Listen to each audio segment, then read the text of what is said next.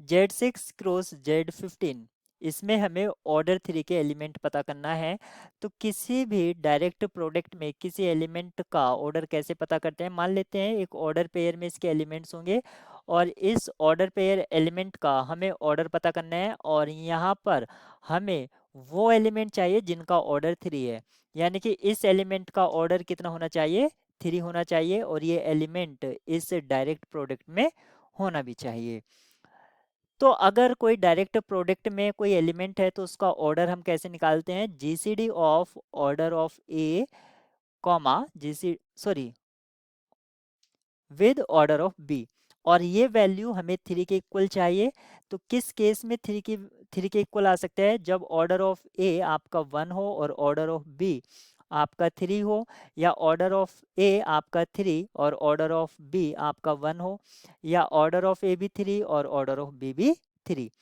तो यहाँ पर आप देख सकते हैं ऑर्डर ए, जो ए का ऑर्डर है उसकी क्या पॉसिबिलिटी है, 1 और 3, और ऑर्डर ऑफ बी इसकी क्या पॉसिबिलिटी है 1 और 3।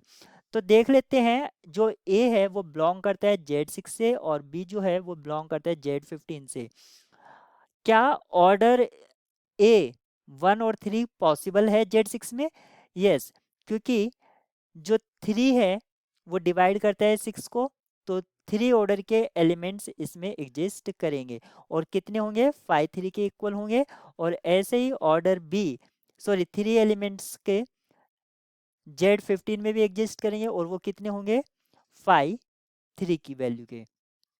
क्योंकि हमें यहाँ पर GCD 3 चाहिए था, तो GCD 3 कब आ सकते हैं, जब GCD आपका वैल्यू 1 और 3 हो, यानी कि ये एलिमेंट आपका Z6 से आए, और ऐसे कितने एलिमेंट्स होंगे जिसके Z6 में जिसका वैल्यू या ऑर्डर 1 हो, तो वो 1 होगा। और यहाँ पर Z15 में कितने एलिमेंट्स होंगे जिनका ऑर्डर 3 होगा, वो 5 2 होंगे। तो कितना यहाँ से वैल्यू मिलेगा हमें 2, यानी कि 5 1 इंटू 5 2, क्योंकि इंडिपेंडेंट है। तो यहाँ से हमें इस केस में हमें 2 एलिमेंट्स मिलेंगे, इस केस में भी हमें 2 एलिमेंट्स मिलेंगे, और इस केस में हमें 4 एलिमेंट्स मिल जाएंगे, क्योंकि 2 यहाँ पर 3 के लिए और 2 यहाँ पर 3 के लिए।